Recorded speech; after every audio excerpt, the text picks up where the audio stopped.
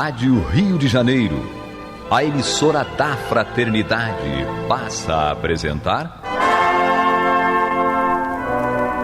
Luz na Penumbra, programa que leva ao seu coração a mensagem da doutrina espírita.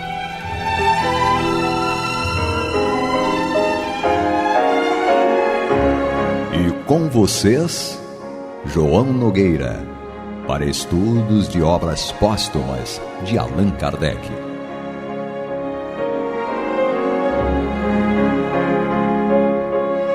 Meus queridos amigos e irmãos, aqui estamos nós, mais uma vez com muita alegria, para levar até vocês esse estudo do livro Obras Póstumas de Allan Kardec, dentro da programação da Rádio Rio de Janeiro, dentro principalmente deste programa Luz na Penumbra, que é um programa dedicado a esclarecimentos da codificação da nossa doutrina espírita. Temos vários livros, várias obras de Kardec sendo estudadas por vários irmãos ao longo da semana, das 21 às 22 horas, sendo que a cada 25 minutos, né? Não é meia hora, 25 minutos, nós temos um estudo específico, de segunda a sexta-feira, das 21 às 22 horas, com reprises, várias reprises, normalmente às 3 e às 6 horas da manhã do dia seguinte, né? Então, hoje nós vamos dar continuidade ao estudo de obras póstumas, onde Kardec fala do seu início, né, da experiência inicial dele, Kardec, ou dele, Hippolyte, né, melhor dizendo. A gente sempre tem a tendência de chamá-lo sempre de Kardec, mas inicialmente era Hippolyte Léon Denis Arrivaille, que conheceu, então, as manifestações espirituais e foi pesquisar e depois é que ele descobre que ele tinha sido um sacerdote druida antes de reencarnar como João o Batista, e esse sacerdote druida tinha o nome de Allan Kardec. Então ele adota, a partir do momento em que ele publica o primeiro livro da codificação, que foi o Livro dos Espíritos, em 18 de abril de 1857, na época então com 500 e poucas questões, não eram as 1019 das edições atuais, era na primeira edição 500 e poucas perguntas e respostas.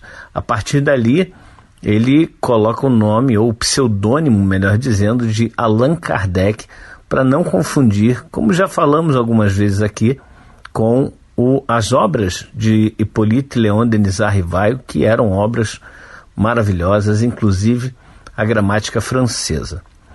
Bem, meus irmãos, mas vamos então ao texto de Obras Póstumas. Estamos no capítulo, então, A Minha Primeira Iniciação do Espiritismo, e Kardec, então, dá continuidade à explicação, na verdade, a nos informar como foi o início dele nessas reuniões e como ele passou, então, a conhecer o movimento da espiritualidade, que naquele instante fazia com que chegasse até nós, espíritos encarnados neste planeta Terra, essa maravilha que é a nossa doutrina espírita. Dando continuidade, então, ao texto de Kardec, ele diz: foi nessas reuniões que comecei os meus estudos sérios de espiritismo, menos ainda por meio de revelações do que de observações. Apliquei a essa nova ciência, como o fizera até então, o método experimental. Nunca elaborei teorias preconcebidas, observava cuidadosamente, comparava, deduzia consequências, dos efeitos procurava remontar às causas, por dedução e pelo encadeamento lógico dos fatos, não admitindo por válida uma explicação, senão quando resolvia todas as dificuldades da questão. Foi assim que procedi sempre em meus trabalhos anteriores, desde a idade de 15 a 16 anos. Compreendi, antes de tudo, a gravidade da exploração que ia empreender. percebi naqueles fenômenos a chave do problema tão obscuro e tão controvertido do passado e do futuro da humanidade, a solução que eu procurava em toda a minha vida. Era, em suma, toda uma revolução nas ideias e nas crenças. Fazia-se mister, portanto, andar com a maior circunspeção e não levianamente, ser positivista e não idealista, para não me deixar iludir. Vejam, meus irmãos, como é o papel de um verdadeiro pesquisador, de uma pessoa que vai buscar em algo que não conhece, sem ideias preconcebidas, descobrir, conhecer, se aprofundar. Realmente vai aberto a saber o que é que vem do outro lado. O que é que vem dali? Será que aquilo ali é realmente o que é? Mas quando a gente vai com ideias preconcebidas, quando nós vamos com preconceitos, aí a gente pode prejudicar muito a pesquisa em que nós nos colocamos dessa obra a empreender. Nós temos, portanto, muito a aprender com o codificador. Ele não foi escolhido ao acaso, né? Seria leviano por parte de Deus, de Jesus, escolher alguém para desempenhar função tão importante, tão primordial, sem uma preparação, sem realmente esse alguém ter as qualificações necessárias. Então, cada vez mais, nós vemos que esse espírito que animou outrora Elias, pelo menos as encarnações conhecidas desse espírito, né? Elias, o druida Allan Kardec, João o Batista, o padre Ian Hus e, finalmente, das conhecidas, como eu disse, Hippolyte Léon Denis Rivail. Quando Jesus falou a respeito de João Batista, ele disse: este é o maior dos nascidos do ventre de mulher. Ou seja, já cerca de 1800 anos antes dele encarnar ou reencarnar como Hippolyte Léon Denis Rivail, ele já era o maior daqueles que tinham a necessidade da reencarnação compulsória, ou seja, a reencarnação por necessidade de evolução através das provas e expiações. Ele era o maior, o espírito mais evoluído dentre todos esses. Imagina, 1800 anos depois de ter ocorrido o que ocorreu na encarnação dele como o padre Ian Hus, que por pregar muitas coisas que foram inclusive pregadas depois por Martinho Lutero, João Calvino, ele foi condenado, ficou 7 meses na prisão e foi condenado à fogueira, morreu na fogueira, morreu queimado em 1415. Enfim, um espírito muito talhado para exatamente a função que ele iria cumprir. Como disse, não poderia ser outro. Então nós estamos vendo aí, pelo critério que teve Hippolyte em avaliar tudo com muita cautela, não negou e nem foi com as ideias preconcebidas, como disse. Então era um espírito realmente que eu digo que não sou digno de desatar as suas sandálias. Bom, continuando então o texto, diz aqui Kardec: um dos primeiros resultados que colhi das minhas observações foi que os espíritos, nada mais sendo do que as almas dos homens, não possuíam nem a plena sabedoria, nem a ciência integral, que o saber de que dispunham se circunscrevia ao grau que haviam alcançado de adiantamento e que a opinião deles só tinha o valor de uma opinião pessoal. Reconhecida desde o princípio esta verdade, me preservou do grave escolho de crer na infalibilidade dos espíritos e me impediu de formular teorias prematuras, tendo por base o que fora dito por um ou alguns deles. aqui é a base realmente do que Kardec construiu, ou seja, ele não se limitou a ouvir um ou dois espíritos, uma ou duas mensagens, uma ou duas respostas aos questionamentos que Kardec fazia, mas ele optou pela universalidade do ensino dos espíritos, né? Ele pesquisou muito, enviava para inúmeros médiuns, centros espíritas já formados, enviava as suas questões e recebia aquelas questões e verificava a unicidade, né, do pensamento daqueles espíritos que recebiam, então, as perguntas de Kardec. E aí, ainda por cima, Kardec aplicava o chamado bom senso, o seu bom senso, que é muito diferente se fosse o bom senso do João, muito diferente. Bom senso de Allan Kardec, esse espírito que nós estamos dizendo aqui, nós estamos verificando aqui a grandeza desse espírito. Então, ele distribuía, não ficava só com a opinião de um ou outro espírito. Por isso que hoje nós temos tanto receio em aceitar uma comunicação mediúnica de pronto. Nós devemos analisar, devemos verificar se aquela comunicação realmente atende aos princípios básicos, ou seja, primeiro, aquela comunicação, ela não pode ser apenas floreada de palavras bonitas, não, negativo. Podem ser palavras simples, não tem problema nenhum, mas que o fundo, né, o cerne da questão, a substância da mensagem seja realmente uma mensagem condizente com a assinatura que leva aquela mensagem. Tantas e tantas vezes nós vemos mensagens aí absurdas sendo assinadas por Bezerra de Menezes, por outros espíritos, né? Maria de Nazaré, por exemplo. Meu Deus do céu, tem mensagem que a gente percebe claramente que aquilo ali é de um pseudo-sábio, de um engodo, de uma enganação, e a gente não pode, pura e simplesmente porque são desencarnados, acreditar. E isso foi o que Kardec colocou aqui como uma das primeiras, ou a primeira coisa que ele percebeu.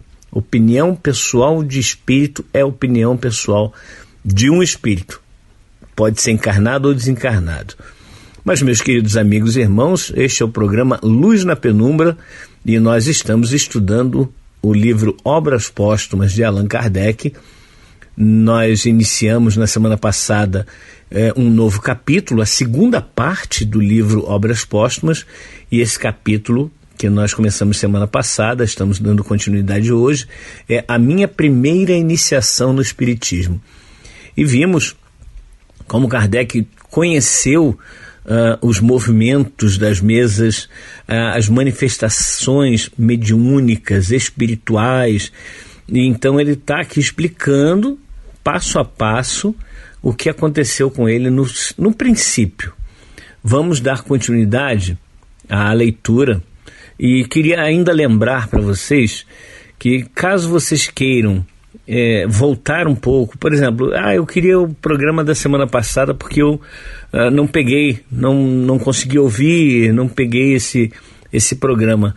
Basta ir no site da Rádio Rio de Janeiro, que é radioriodejaneiro.digital, tem lá um link, programação, vocês vão achar ali o programa Luz na Penumbra, aí é só procurar ali, quarta-feira, 21 horas, estudo do livro Obras Póstumas. Podem baixar para o computador ou para o celular, ou podem ouvir diretamente no site, nesse local onde eu estou indicando. Vamos então voltar à leitura do texto aqui do capítulo A Minha Primeira Iniciação no Espiritismo, segunda parte do livro Obras Póstumas. Kardec então continua. O simples fato da comunicação com os espíritos, dissessem eles o que dissessem, provava a existência do mundo invisível ambiente. Já era um ponto essencial, um imenso campo aberto às nossas explorações, a chave de inúmeros fenômenos até então inexplicados. O segundo ponto, não menos importante, era que aquela comunicação permitia se conhecessem o estado desse mundo, seus costumes, se assim nos podemos exprimir. Vi logo que cada espírito, em virtude da sua posição pessoal e de seus conhecimentos, me desvendava uma face daquele mundo, do mesmo modo que se chega a conhecer o estado de um país, interrogando habitantes seus de todas as classes, não podendo um só individualmente informar-nos de tudo. Compete ao observador formar o conjunto por meio dos documentos colhidos de diferentes lados, colecionados, coordenados e comparados uns com outros. Conduzi-me, pois, com os espíritos, como houvera feito com homens. Para mim, eles foram, do menor ao maior, meios de me informar e não reveladores predestinados. Ao contrário de muitas das religiões e filosofias que nos chegam, essas religiões e filosofias, elas foram fundadas certamente por um único ser, no máximo um conjunto pequeníssimo de seres. E a doutrina espírita não. A doutrina espírita foi realmente algo que aconteceu de forma universal. Os inúmeros espíritos que ditaram essa obra e que não se pode dizer então que foi obra de um ser apenas. É por isso que nós sempre falamos, e apoiados inclusive na própria colocação de Allan Kardec, que a doutrina é espírita, ela não é kardecismo. Não somos kardecistas, nós somos espíritas, porque nós seguimos a doutrina dos espíritos. Kardec disse isso. Kardec disse que a doutrina não era dele, mas sim dos espíritos que a ditaram.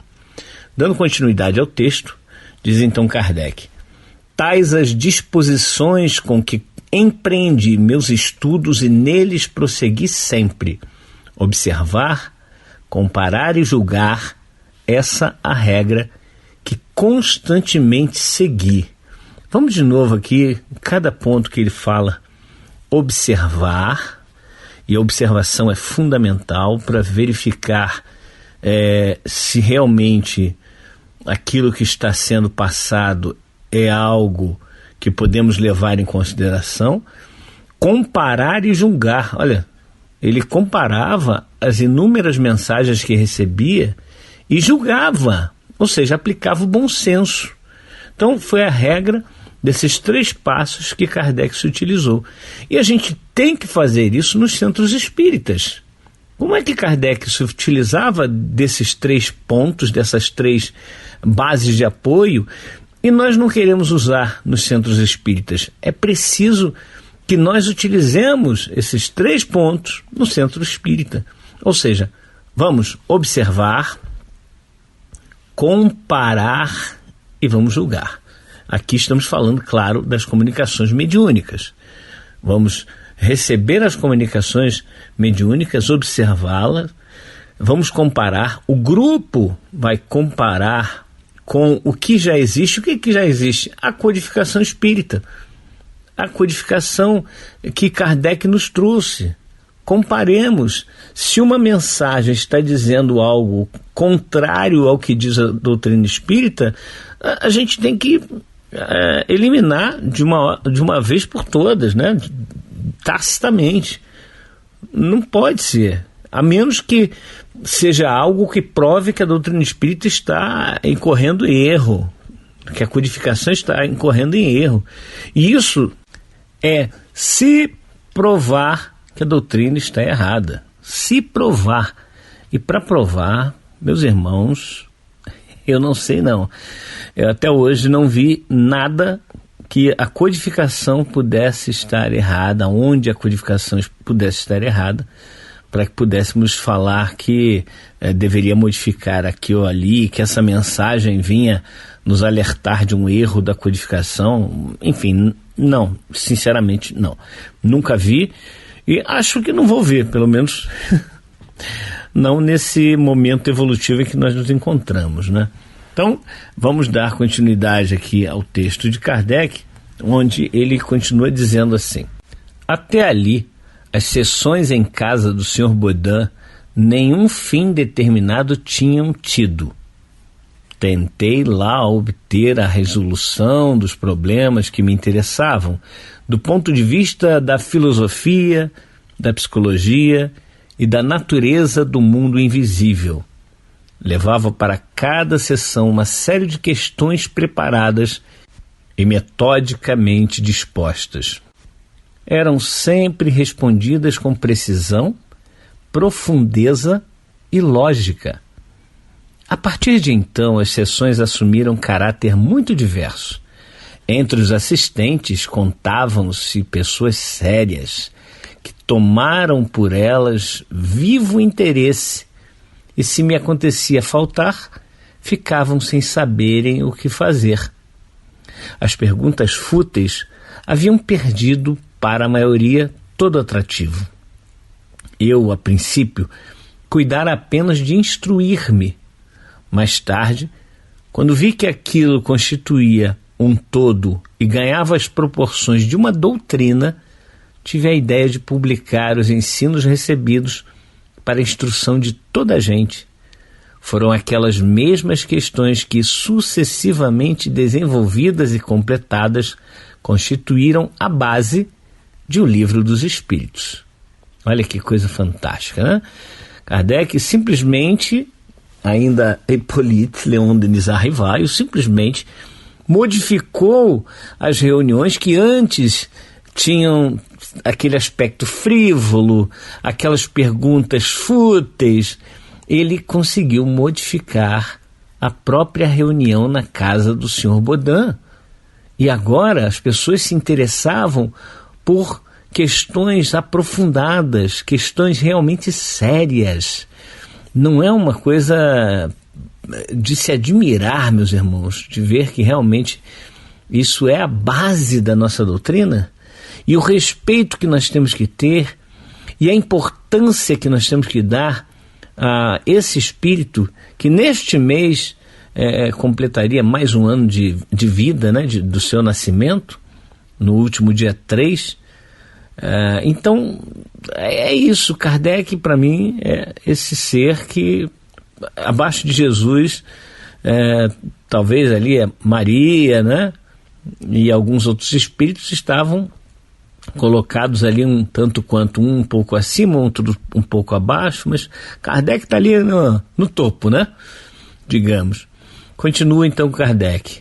No ano seguinte, em 1856, frequentei ao mesmo tempo as reuniões espíritas que se celebravam à rua Tiquetone, em casa do senhor Rustan e senhorita Jafé, sonâmbula.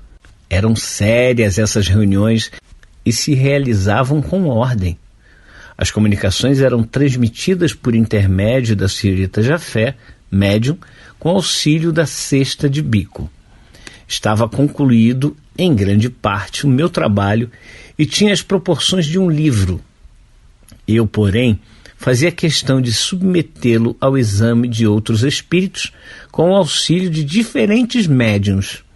Lembrei-me de fazer dele objeto de estudo nas reuniões do Sr. Rustan. Ao cabo de algumas sessões, disseram os espíritos que preferiam revê-lo na intimidade e marcaram para tal efeito certos dias nos quais eu trabalharia em particular com a senhorita Jafé, a fim de fazê-lo com mais calma e também de evitar as indiscrições e os comentários prematuros do público. Olha quanto cuidado, né, meus irmãos? Mas nós vamos ficando por aqui hoje. Fiquem com a sequência do programa Luz na Penumbra, com o estudo do Evangelho segundo o Espiritismo, com a nossa Marta Batista e o nosso Antônio de Pádua. Até o próximo programa, se Deus assim permitir. Você está ouvindo o programa Luz na Penumbra.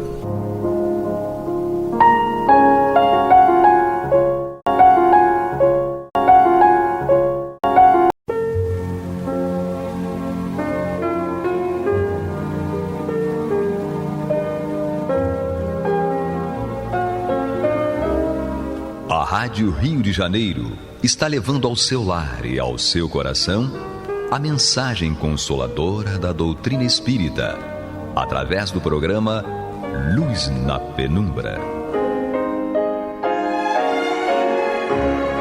E agora com vocês, Marta Batista e Antônio de Pádua Barbosa.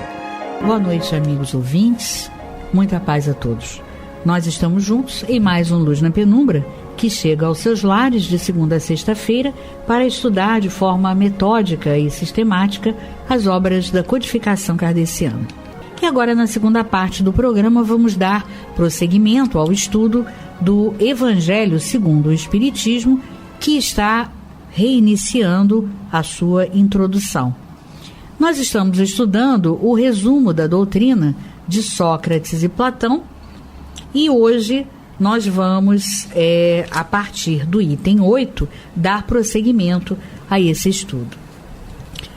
Eu e Antônio de Pádua estamos juntos para trocarmos aqui impressões e reflexões sobre essa estreita correlação entre a doutrina de Sócrates e Platão, a doutrina do Cristo e a doutrina espírita ou o Espiritismo. Então, no item 8, nós verificamos um postulado da doutrina de Sócrates e Platão que diz: se a alma é imaterial, ela deve passar, após esta vida, para um mundo igualmente invisível e imaterial, da mesma maneira que o corpo, ao se decompor, retorna à matéria. Importa somente distinguir bem a alma pura, verdadeiramente imaterial, que se nutre como Deus da ciência e de pensamentos, da alma mais ou menos manchada de impurezas materiais, que a impede de elevar-se ao divino, retendo-a nos lugares de sua passagem pela terra. Então aqui a gente já pode até fazer um breve comentário, né, Antônio, sobre o que ele diz. Quer dizer, ele já nos dá aqui uma dica dizendo que aquela alma, né, que é pura, que se desmaterializou, ela então vai se identificar com o Deus, com o Criador, e ela então vai estar habitando, digamos assim, o pensamento, né, as correlações de pensamento, de ciência, né, que é justamente digamos assim, a vibração que emana de Deus, né? Agora, aquela alma ou aquelas almas, né, que não conseguiram se desmaterializar, ainda estão com algumas impurezas, elas então vão se prender, vão ficar retidas aonde? Como ele nos diz, nos lugares de sua passagem pela terra. E é aí, né, Antônio, que a gente vê no livro Céu e Inferno, na segunda parte, um sem número de exemplos relatando, né, são relatos de espíritos de diversos graus, nos mostrando desde aquele mais desmaterializado, que foi Samson, que é o primeiro espírito, né, comunicante, que é evocado por Kardec, porque ele deixou esse pedido. Ele era amigo de Allan Kardec, lá da Sociedade de Estudos Espíritas Parisiense, e ele tinha um pedido: quando eu desencarnar, eu gostaria de ser evocado imediatamente, né? Então você vê que um espírito com evolução, ele ajuda até no seu momento de desligamento do seu corpo físico, né? Porque ele deixou aquele pedido: assim que eu desencarnar, eu quero ser evocado. Para quê? Quer ser evocado, um espírito com bastante superioridade queria ser evocado para poder, já do outro lado, com uma amplitude bem maior de perspectiva, ele poder então relatar aquelas coisas que ainda não eram percebidas por Kardec, apesar das informações. Então, ao passo que os espíritos que ainda não se desmaterializaram de forma considerável, ficam ainda com aquelas impurezas residindo, digamos assim, ou permanecendo, né, nos antros, né, que o seu corpo ainda passou, né, por onde ele passou e permaneceu. Quer dizer, aquelas impressões que ficam ao longo da vida, né, se alguém te fez um mal, né, aquela mágoa, aquela coisa pesada, densa, né? O espírito vai ficar preso a isso. Então é importante que a gente perceba aqui uma estreita correlação, né? É verdade, Marta. No próprio livro O Céu e o Inferno, nessas obras que complementam de alguma forma, mais ou menos acertado ou não vamos discutir isso aqui, mas elas complementam a filosofia, a doutrina espírita, trazem para nós mensagens, relatos de espíritos que estão justamente nessa situação. Eles estão ainda, por não estarem purificados totalmente, é claro, são como nós, eles estão retidos aqui na Terra, na altura da crosta terrestre, nos mesmos ambientes em que viviam quando estavam encarnados. É uma coisa até lógica que se entenda assim. Claro. Por que seria diferente? Se eu, por exemplo, eu estou aqui, eu estou encarnado, eu gosto daqui de onde eu moro, eu gosto do lugar que eu vivo, gosto da cidade onde eu moro, gosto do país onde eu vivo, gosto dessas pessoas que convivem comigo. Por que ao desencarnar eu tenho que ir para um outro lugar diferente? Eu vou querer ficar num lugar natural. Próximo aonde você foi tão feliz. Porque eu vou ser atraído para esse tipo de coisa, porque vai ser feita a minha vontade, que é dar continuidade a isso. É claro. É uma coisa natural que se entenda assim. Então, o Sócrates, Cristo, ou Kardec, ou Sanson, qualquer outro, não estão propondo nada de absurdo, estão nos propondo uma reflexão pela lógica.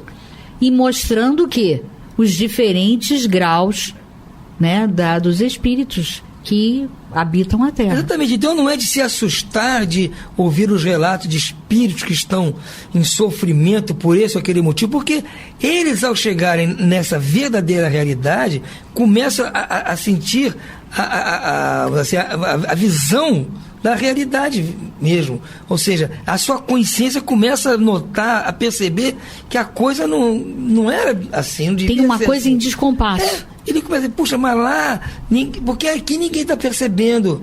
Aqui você tem uma carapaça de massa de carne que impede das pessoas tomarem conhecimento. Então você consegue abafar a consciência. É como no teatro grego, sabe? Aquela máscara. Sona, né? Isso. E lá na espiritualidade não há como, você é o que é.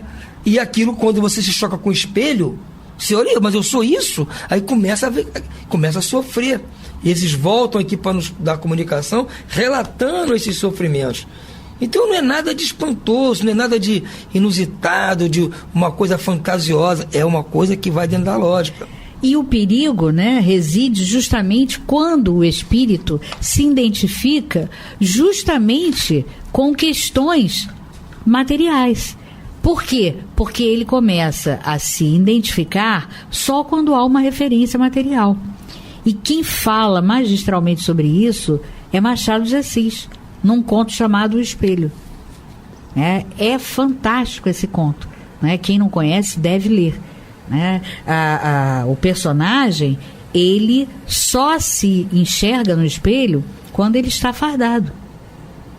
Ora, o que isso demonstra, né? Porque a farda específica, né, daquela que ele usava era justamente uma forma proeminente, né, na época, reconhecida. E, claro, né, aquilo representava um status. Então, ele começou a se identificar de tal maneira, né, com aquilo, que ele só se enxergava quando ele estava com aquela farda. Quando ele não estava, ele não conseguia se ver no espelho. Então, é exatamente isso. Né? Nós não perdermos a nossa referência, que é a referência espiritual. Né? Então você chega na dimensão espiritual, desencarna, ou melhor, falece, né? Porque só o corpo é que está morto. Mas você ainda não desencarnou porque justamente você perdeu a sua autorreferência, que é a espiritual, e você não consegue se enxergar, ou seja, você não visualiza. É assim que os espíritos estão nos locais, estão cercados de outros espíritos, de mil coisas acontecendo, e eles não enxergam nada. É justamente por isso. Por quê? Porque tudo que está à sua volta é espiritual, e eles não têm essa referência. A autorreferência deles é material, ou seja, não existe. Por isso é que eles dizem que estão num deserto, né? Eu estou num vazio, mas, meu Deus, eu estou num vazio, eu não vejo ninguém. Eu estou assim há anos, né? E vai ficar enquanto a sua referência for material, porque a referência material, ela não tem existência na dimensão espiritual. Tudo que existe no universo é relativo, como dizia o Einstein, né? Então você tem que ter um ponto para ter referência, para poder existir, para poder você compreender qualquer coisa do universo. Você tem que ter um ponto de referência. A partir daquele ponto é que você consegue enxergar as outras coisas. Então, se a sua referência é toda a sua vida material, e não só, vamos falar isso, fisicamente falando, ou seja, como eu disse, essa massa de carne, os objetos, não é só isso, são os gostos, as manias, tudo isso que está inerente a nós. Nós não somos só essa massa de carne, nós temos gostos, nós temos pensamentos, desejos, tentações, nós temos tudo isso. E tudo isso faz parte do pacote material. Isso. E quando nós desencarnamos, nós levamos esse pacote junto. Fica aqui a massa de carne, mas esse pacote referencial vai junto. Isso. E é ele que nós vamos responder, porque nós só conhecemos aquilo. Por isso que eu disse outro dia que nós que estudamos o Espiritismo, talvez nós não tenhamos tanto esse tipo de problema, que nós já entendemos isso. Ou pelo menos não deveríamos Não, já ter, entendemos. Então a gente não vai se chocar de ver a realidade de outra forma. Nós já não vamos nos enxergar sabendo que aquilo ali é uma coisa referencial. Claro. Eu posso até mudar aquilo, dependendo das circunstâncias, posso passar para outros meios. Eu já sei disso, não vou me chocar. Agora, aqueles que não têm esse conhecimento abençoado da doutrina espírita sofrem muito, porque não entendem, perdem, como você falou, a sua referência. Perde a referência. Você perde o referencial, você está nu na praça, como se diz, não sabe para onde vai, verdade. não sabe quem sou eu, onde eu estou, o que eu estou fazendo aqui. Você cansa de ouvir esses relatos em qualquer mesa mediúnica. Exatamente. Não precisa, qualquer livro que André fala, Luiz André fala Luiz, muito. o Manuel Filomeno de Miranda, a Dona Ivone Pereira, contam esses casos aos montes. E nós, qualquer um que participa de uma mesa de efeitos mediúnicos, vai ver isso acontecer, com os espíritos aparecendo ali, e o relato é sempre o mesmo. Estão totalmente sem saber o que está acontecendo. Nós, graças a Deus, graças a essa maravilhosa doutrina, já temos um ponto, quando chegarmos lá, opa, isso aqui eu já estou entendendo. Já não vou sofrer, pode doer. Porque eu aprontei, vou sofrer. Sim, ainda vai ter que entrar em contato com a sua consciência. Mas não vou sofrer por desconhecimento, por não saber. Porque é evidente que a nossa consciência, né, toda a lei divina está ali registrada. Então, tudo que nós não tenhamos feito em concordância com a lei é um choque. E esse choque é justamente o confronto com o essencial que nós enfrentamos quando lá chegamos. Mas é como você falou, o confronto com o essencial vai existir durante ainda um bom tempo, porque o nosso estágio ainda é um estágio diminuto. Porém, com certeza já sabemos, né? Vamos, depois de algum tempo, né, um breve tempo, vamos perceber, não, peraí, já sei, já entendi, né? Eu não estou mais na dimensão terrestre. Então, pelo menos isso já é confortador, né? Você saber onde está e o que está acontecendo. Já vai tomar as providências de acordo com aquilo que você aprendeu aqui. Exatamente. Opa, aqui... Peraí, eu tenho que mudar a referência. Né? A referência agora é outra. Alguma coisa aqui, porque eu já sei que vou passar um tempo por aqui, vou procurar as pessoas que eu acho que já estão aqui também, para me explicar, para me ajudar. Daí o perigo, no tempo em que a gente vive, né, na pós-modernidade, que é, digamos assim, a configuração filosófica que se denomina o tempo que nós vivemos, o perigo é justamente o rompimento, o banimento da referência, da autorreferência. Né? Porque a própria sociedade pós-moderna já vive digamos assim, apartada da autorreferência. Né? Isso é provocado por quê? Pelo excesso de relativismo. Então, o relativismo, né, a relatividade é algo positivo. Agora, o relativismo, do jeito que a sociedade implanta, né, atualmente, é algo muito grave, porque o relativismo, né, o excesso do relativismo te leva justamente a esse banimento da referência. Então, é complicado, né, porque é uma sociedade que não tem referência. Então, você vê a sociedade de espetáculos, né? Sociedade de espetáculos é justamente uma sociedade que não é real. né? A sociedade do palco. É como se você vivesse representando o tempo todo. As poucas referências que se tem hoje são muito efêmeras.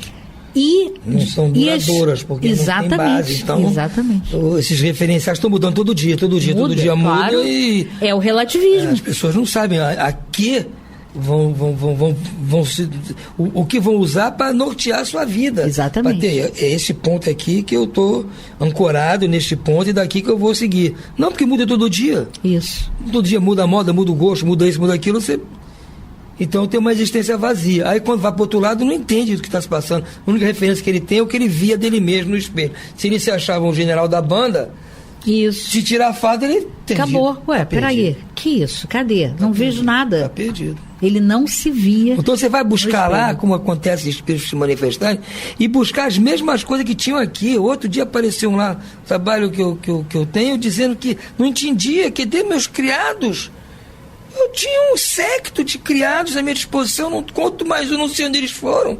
Vou mandar buscar, porque eles têm que ser punidos, me abandonaram, estou aqui sozinha, como é que pode? Porque o referencial dela era ter Exatamente, além de estar, né, totalmente apartada da verdadeira referência, ainda você vê como é complicado, né? Essa vida, né, de ilusão, como a vida material, ela promove ilusões. E essas ilusões te trazem desilusões. Porque ela se mantém presa a essa referência, dizendo que ia mandar puni-las. O que fazia parte do contexto dela aquilo. E achou que aquilo ia durar a eternidade. Exatamente. E aquela riqueza que o ladrão rouba, né? Traça consome, ferrugem consome. Então já era. Morreu, acabou. E aí? Mas vai para a espiritualidade achando que tem.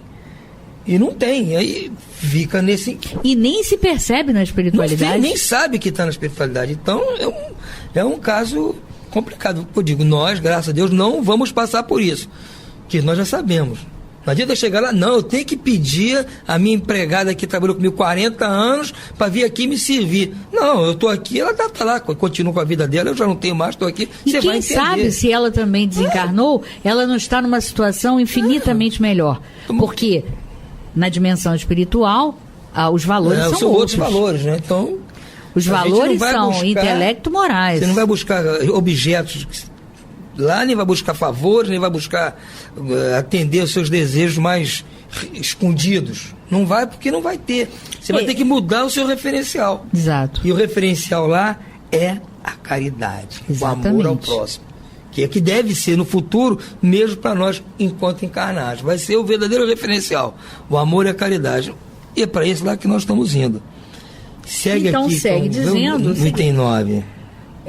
Ainda no item 8 diz assim: Sócrates e Platão, como se vê, compreendiam perfeitamente os diferentes graus de desmaterialização da alma. Eles insistem sobre as diferenças de situação que resultam para ela, como a gente falava agora, né? De sua maior ou menor pureza. Isso que eles diziam por intuição, o Espiritismo o prova pelos numerosos exemplos que nos põe diante dos olhos. E isso está no Céu e Inferno, na segunda parte, como nós havíamos falado. No item 9, nós temos ainda, do resumo da doutrina de Sócrates e Platão, o seguinte: se a morte fosse a dissolução total do homem, isso seria de grande vantagem para os maus. Olha que raciocínio maravilhoso. Que após a morte estariam livres ao mesmo tempo de seus corpos, de suas almas e de seus vícios. Aquele que adornou sua alma, não com enfeites estranhos, mas com os que lhe são próprios, ele somente poderá esperar com tranquilidade a hora de sua partida para o outro mundo. E é daí que existe a responsabilidade enorme do materialista, né, e do ateu sobre o que ele faz, né? Ele dissemina uma ideia complicada que induz a pessoa nos momentos das provas ao suicídio. A pessoa sabe que hoje está muito ruim. Amanhã, quando acordar, vai continuar aquele mesmo problema. Depois da manhã vai continuar. E ele acha que se morresse acabaria tudo, ou seja, tenho nada, então ele vai, a minha vida não tem mais nenhum futuro, não tem nenhuma perspectiva de mudança desse quadro, eu vou encerrar por aqui. Claro. É uma questão de lógica, que dentro do raciocínio materialista, não é? Agora, eles aí vão ser surpreendidos da forma que eu disse que nós não vamos ser, que eles vão chegar lá e ver que o quadro não é nada disso, e aí sim é que vai ser o verdadeiro sofrimento.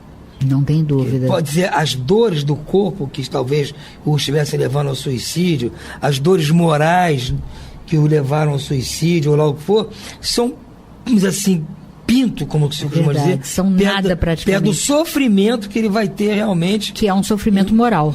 Primeiro vai ser o choque de que, cara, não acabou, continua aqui, e aquilo tudo continua. É uma coisa muito triste. É verdade. Realmente... porque você só soma, né, aquelas dores, todas que você, que foram o motivo, né, do seu ato impensado, do suicídio, você soma todas aquelas dores que ali ficaram com as que você ainda arrumou para uma próxima vida subsequente. Quer dizer, você vai unir e as dificuldades vão se multiplicar. Então, é muito triste, né? E além do que, né, é justamente a destruição da ideia da esperança. Aí é complicado. Porque antes de tudo o suicídio é um desesperançoso. Exatamente. Né? Realmente não tem mais perspectiva para ele chegar a esse quadro, essa situação, porque ele não tem perspectiva. Numa linguagem, né, bíblica, podemos dizer assim, essas pessoas trabalham, né, a favor da falange do anticristo. Porque quando você dissemina, né, a desesperança, você está disseminando e destruindo o amor, a caridade, né, e tudo que se correlaciona. Então a esperança é a base de tudo. Se você não tiver esperança, claro, e a ideia de vida futura é que te dá e te confere e te fortalece a ideia da esperança. Então é fundamental essa ideia de vida futura que a doutrina espírita nos apresenta, né, e que já era percebida por Sócrates e Platão, é que é interessante, né, porque é ela que vai te conferir esse salvo-conduto, né, que é a esperança. O que é interessante é que, veja bem, eram pessoas extremamente inteligentes, cultas, porque era um filósofo, talvez considerado o maior filósofo da Grécia Sócrates antiga. Foi considerado o maior. Platão, seu discípulo. Então não foi assim alguém que inventou uma moda. Aquilo deve ter levado tempo para ele chegar a essa conclusão, experiência, vivência, e concluir com esse pensamento, com essa doutrina baseada na lógica, naquilo que ele estava vendo, né, para poder propor a continuidade da vida, seja lá na espiritualidade, e a volta é para aqui e tal. Ele chegou a essa conclusão depois de muito raciocínio, muita conjectura. Não foi assim de repente, apareceu uma visão e me deu essa informação, não. É uma coisa trabalhada. Então tem que ser respeitada esse postulado. Não, e com certeza, né? Quando você vê, né? Quando a gente vai fazendo a análise, vai dissecando, a gente vai percebendo a estreita correlação com a doutrina do Cristo, a doutrina cristã. Então não tem porquê nós não reconhecermos, né, a grandeza desse pequeno resumo aqui. Concluindo, nós estamos em boa companhia, né? Não tem dúvida. Reencarnacionista, pelo menos, se estivermos errados, vamos errar em boa companhia. Exato. Mas não estamos não, porque se as suas ideias, né, estão par e par com as do Cristo, nós estamos com certeza em boa companhia. Bom, mas o Sérgio nos diz que precisamos nos despedir. Então, eu desejo a todos, Tony, nossos amigos ouvintes, uma boa noite e muita paz. Boa noite e muita paz para todos.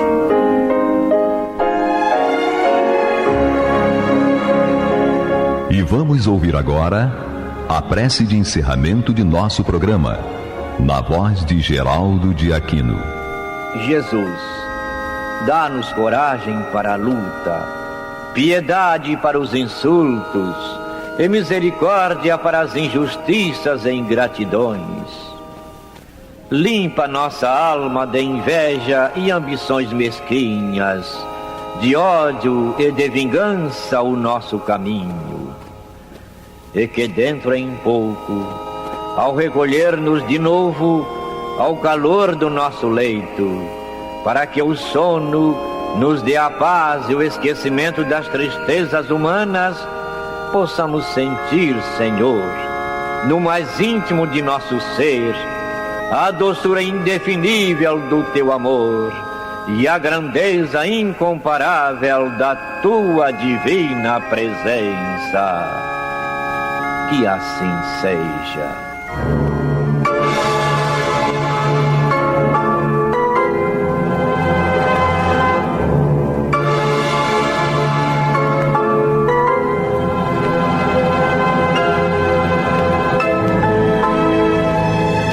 Acabamos de apresentar o programa Luz na Penumbra,